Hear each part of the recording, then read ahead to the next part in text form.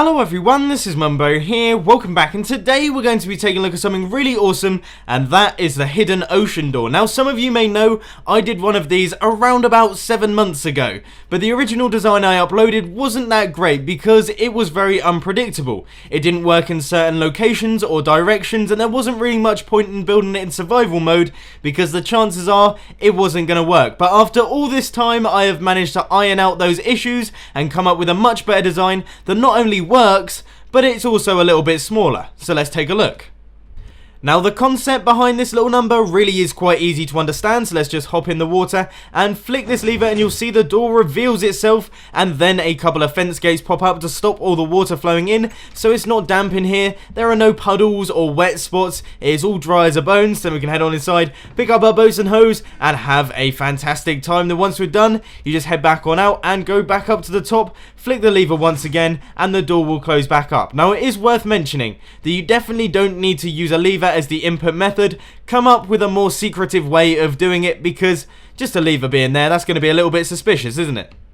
So now that we've got through all that chit chat, we're going to take a look at the good stuff, and that is the redstone behind it. So I'm going to jam on my camera studio mod and let's take a look. And here is the infamous hidden ocean door. As you can see, it is a very compact mechanism. Only 3 blocks wide, you could basically slot it in anywhere.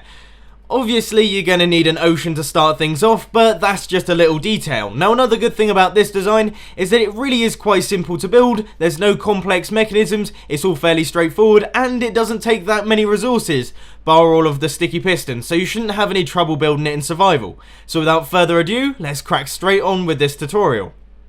So you want to get things started with a 6x3 area. Now we're going to be starting from the bottom on this one. So you want to place blocks along like this and blocks along like that, with redstone dust on top of all of these blocks here, and redstone torches on either side like that, with sticky pistons facing upwards and fence gates on those. Now this level here is going to be your door level, like your floor level there, and obviously your door is going to be facing in that direction. But then you just want to go down here, place blocks like this and a repeater, set it to 4 ticks, and do the same thing on the other side. This is going to create the aber gates, or the pulse extenders down at the bottom, which are going to stop your fence gates from being pushed all over the shop, which is exactly what we don't need.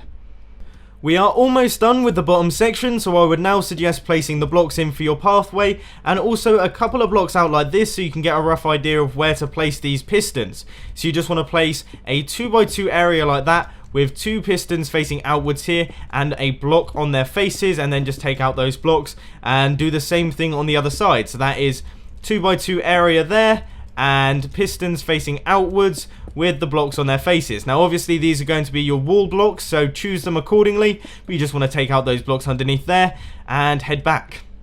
Then go up to the top and make a 3x2 area up here and place redstone dust on top of all of these blocks like that. Then you just want to place blocks going out like this, like little arms for the little thing, and repeater, set it to 4 ticks with redstone dust on the top there, and a repeater, set it to 4 ticks with redstone dust like that. That is going to create the flush door section. Then for the last final part, you just want to place blocks on either side like this, and a repeater running into a half slab with redstone dust on top. Place a block here to stop these 2 pieces of redstone dust canoodling, and then a sticky piston facing downwards with a redstone power block there.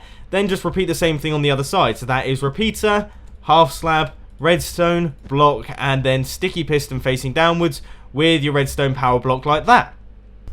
And there we have it, folks. You have built yourself a hidden ocean door. Let's take a look.